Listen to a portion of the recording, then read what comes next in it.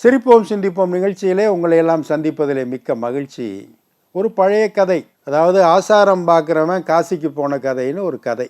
ரொம்ப இன்ட்ரெஸ்டிங்கான கதை தான். எல்லாத்துக்கும் ஆச்சாரம் பார்த்துக்கிட்டு இருந்தோம்னா அது போய் சேராது. இப்போ இருக்கிற வேகமான உலகத்துக்கு அது போய் சேர்றது கஷ்டம் அப்படின்னு.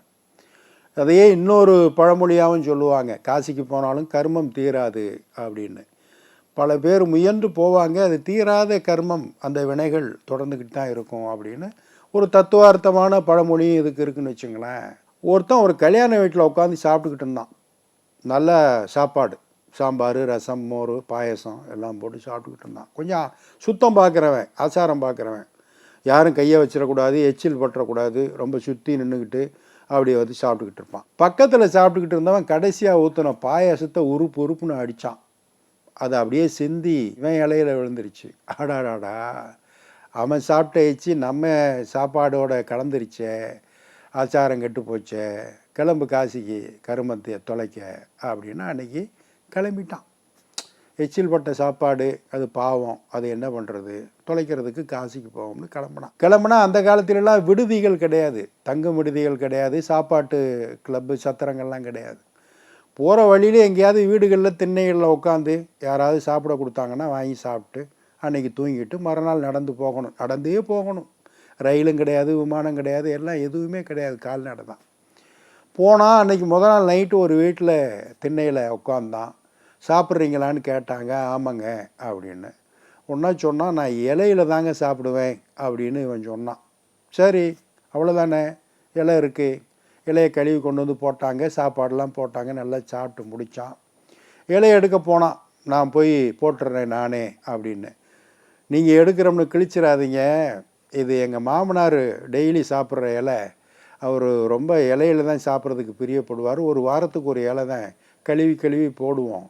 இன்றைக்கி நீங்கள் வந்துட்டீங்க, இலை தானே வேணும்னு கேட்டீங்க, கழுவி போட்டோம், கொடுங்க நான் போய் கழுவி வச்சுக்கிறேன்னொன்னே, ஆடாடா, நேற்று பாயசம், இன்றைக்கி இலை எச்சியலையில் சாப்பிட்ருக்கோம், போச்சு, மொத்தமாக போய் தீர்த்துக்குவோம் காசிக்கு போய் அப்படின்னு கிளம்புனான்.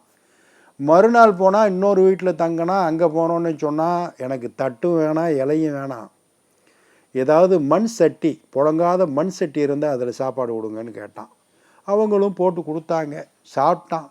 சாப்பிட்டு அங்கே கிணத்தடியில் போய் கழுவுறேன்னு கொண்டு போய் சட்டியை உடச்சுட்டான். உடச்சோடனே அந்த அம்மா பதறிக்கிட்டு வருது, வயசான அம்மா, பாட்டி அம்மா, எங்கள் வீட்டுக்காரர் கடைசி காலத்தில் எச்சில் துப்புறதுக்கு மற்றதுக்கெல்லாம் கையில் வச்சுருந்த சட்டி புழங்காமல் வச்சுருந்தோம், ஏன் கடைசி காலத்துக்கு உதவுமே நான் வச்சுருந்தேன், நீ உடச்சுப்டியான்னு வந்து நின்றுச்சு. அடாடாடா, ஏற்கனவே யூஸ் பண்ண எச்சில் சட்டியை நம்ம யூஸ் பண்ணோம், இதையும் சேர்த்து காசியில் தொலைச்சிருவோம்ட்டு கிளம்புனான்.